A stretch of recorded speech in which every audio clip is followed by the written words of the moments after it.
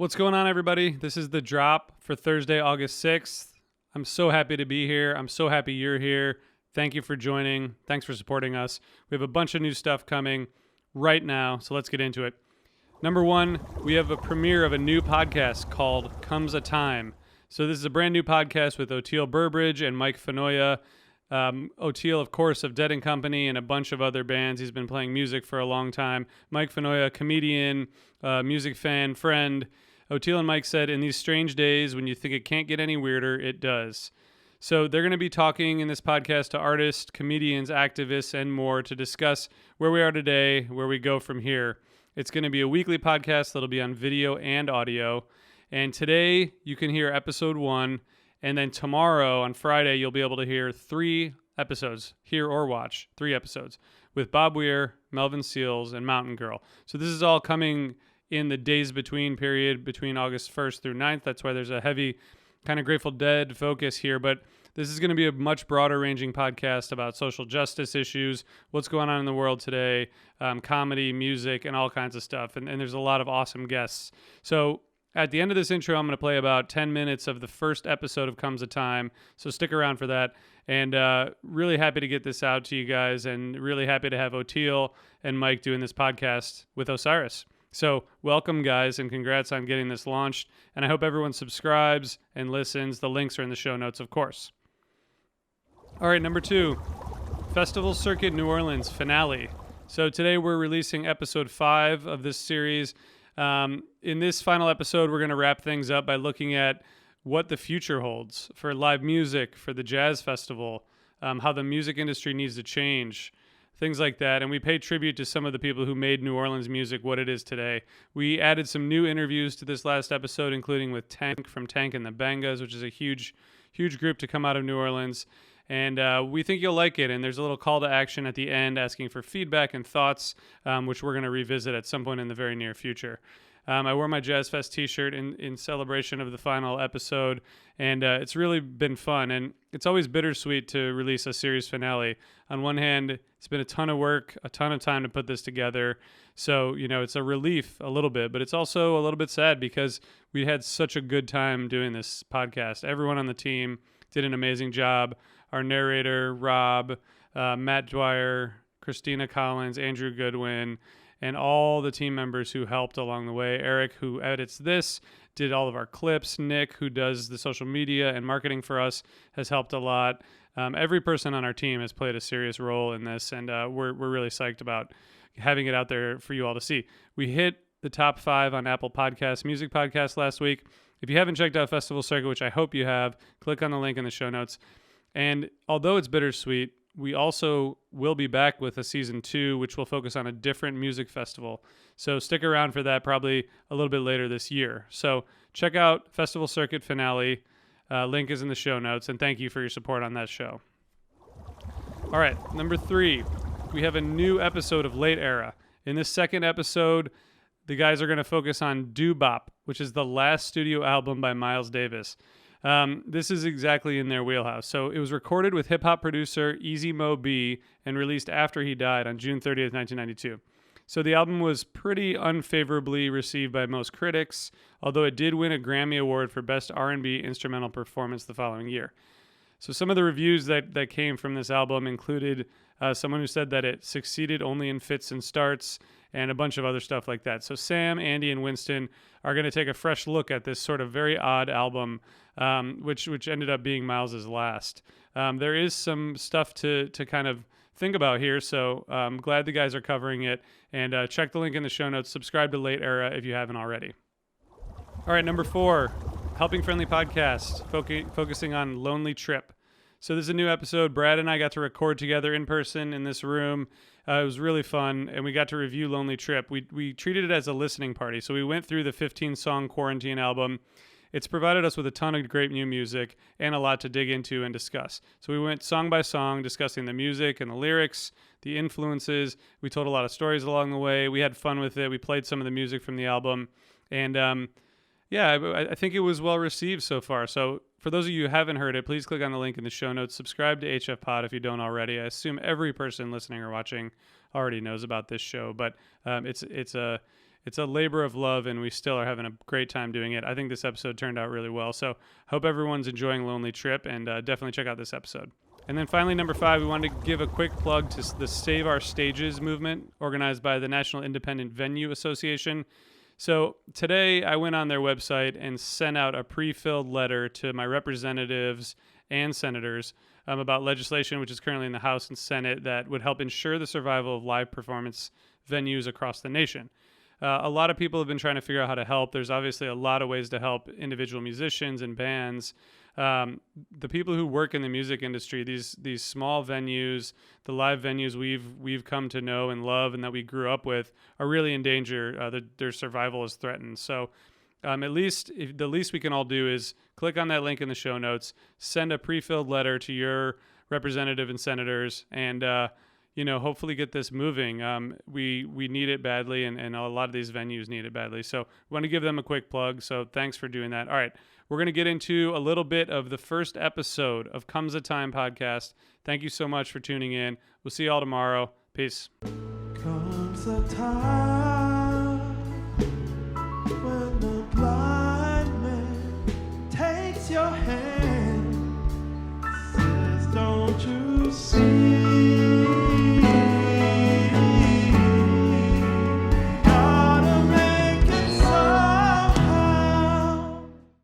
Welcome, everybody, to the Comes a Time podcast. We're doing it. Long time coming. Yeah, it took a quarantine, Oteil. Good Lord. So we figured we'd tell all you guys how we met. Yeah. Started off. Well, if you listened to our commercial, or if you saw our quick trailer that we did, we promised that's the cheesiest thing that you're going to hear. We had to, I feel bad. You had a lot of lines to remember. So I'm sorry that you had to try to memorize and not read, but we read. Yeah, I read. So that was no problem. We read. Fuck it. Oh man. So yeah, we wanted to we figured for the lay people who maybe don't know who we are, we wanted to, give the Oteil and Mike 101 and, just chat. I'm a comedian and a huge music freak and a podcast host. And Oteil. Actually, because Mike reached out to me to do his podcast. And so we were just saying it's pretty cool. You can hear the birth of our friendship because it's on tape. It really is. The first time we met, we had a 2-hour conversation where we both ended up in tears and talking about all types of really incredible stuff. You had just right before adopted your daughter. Oh yeah, that's right. That's right. You were fresh off that trip, which now, isn't it amazing what a few months of a deadly virus, imagine, thank God you got all that happened now. Yeah. We know of people that are still trapped in India, and it's hard enough when you go there because it's expensive, Sure.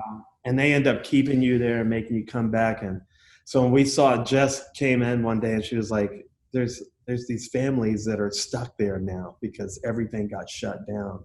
You just wonder financially, how are you going to do it? But we were just looking at a picture yesterday of Kavi when we were still in India and picked her up. And it's just so night and day, man. It's so night and day. It's just a year, Yeah.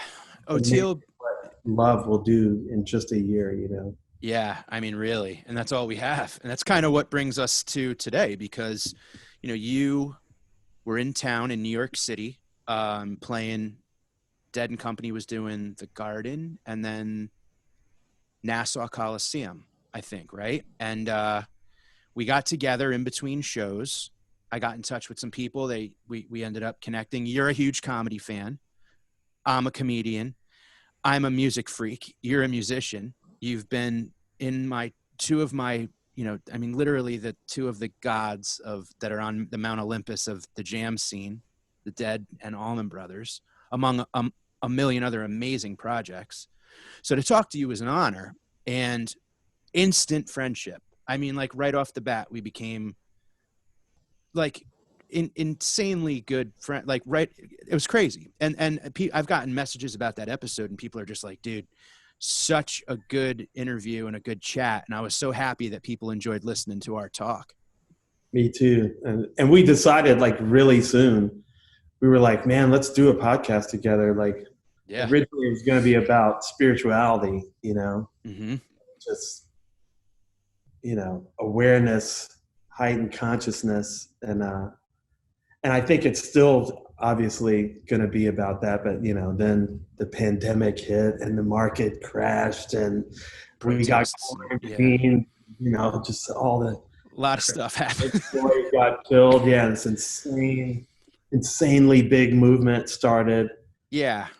Realized, we got to go forward, even if the direction is like, if the scope is widened. Well, yeah. And I think the thing that and you and I seem to see eye to eye on a lot of things, and we bonded on a lot of things. And I think that it's interesting, and we should tell the listeners too about how this year began. You were back in New York for the Brothers and at the Garden, which was that the last concert.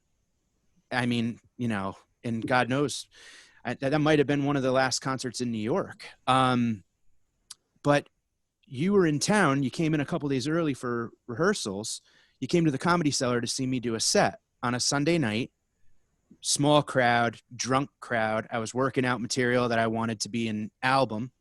I talked to you, remember, about how I was going to go out to Denver and record an album in the fall. We were walking out of the club and going down a one-way street, McDougal Street, is a pickup truck with 3 wheels. It's missing its front passenger side tire. Sparks, smoke, no lights on. And it's ripping at us. It's like a scene out of Back to the Future. Like the DeLorean just came back at 88 miles per hour. And we're standing. It was coming right at us. That's how 2020 started. We almost got hit by a truck with 3 wheels. There was nowhere for us to go. It had that big, huge iron gate to the right of us. And then to the left of us was the street. And I was like, man, if I try to scale this gate, if he hits it, there's nowhere to go. No. And I thought, oh my God, it's just like a little 3-second moment where you could die. Yeah. And there's nothing you could do about it. There was nothing. I mean, we looked to the left and there was a truck barreling at us, and you headed towards the fence. I got into some weird Steven Seagal pose where I was going to maybe try to slide under. If the truck inevitably rolled over, I was going to dive under it. And I don't know what was I going to reach in the window and grab the keys and shut it off. But it whipped around us and almost took out a bunch of tourists eating pizza, and just took that a right turn. He made a right. He made a right with 3 tires, and then gets out of the police pull him over around the corner, and he gets out and he's like, "What? I got a headlight out? I got a boog hanging?" He's just nothing happened. And we're like, "You got 3 tires, dude." That was how 2020 started for us. And it was I remember you were like, "Dude, what did you say?" You're like, "This is the sign of some serious shit to come." And I was like, this, and it was for both of us. Yeah. I was like, I've never had that happen. I had a lot of stuff happen. And you were like, me neither. I was like, maybe this was a sign for us. It was it's welcome to 2020. Yeah. Dude, little did we know in the driver's seat was a little virus that was about to rip through Manhattan. But you mentioned, I mean, that was, and then you did the show. I did some comedy, and then everybody kind of had to retire back to their homes. And it's mid-July going on August. And this is where we're at. And the government unemployment's running out in a couple of weeks. We have no plan, no idea. Florida, and hopefully people will go back and look. Podcasts are like time capsules. Right now, Florida is spiking, Arizona, Texas, the hot places, because everybody thought, oh, the summer's going to kill this thing. Apparently not. Disney just opened, right? Oh, God. So insane. Yeah. Everything's insane. Everything is literally insane right now. I know, it really is. What did you say earlier? You said D.L. Hewley, right? One of the comics said this is the longest that he's gone without doing stand-up in his life. It's the longest I've done. I haven't done over 3 months without playing. I mean, I've played here at home, but I can tell I don't have the stamina for like a 4-hour gig, you know, like it's just, and when he said that, I saw that yesterday, it like just clicked. I knew that already, but then it just clicked and I was like, okay, this is not good. But again, that's always, everything is like that. And you go, oh yeah, we're in literally unprecedented times, even for the Great Depression. I know. It's I know. wild. We're sitting here in limbo, and you and I kept in touch throughout the pandemic and through different, iterations and changes. And like you mentioned earlier, we were kicking around, like not even kicking around. We were both very busy. We were touring.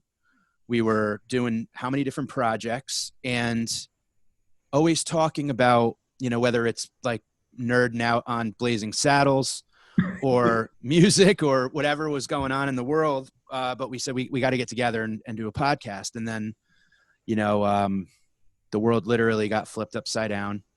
Long overdue gatherings and marches and stuff happened, and everything shifted. And now we're at a place where, the time has come for us to do the Comes a Time podcast. So I'm really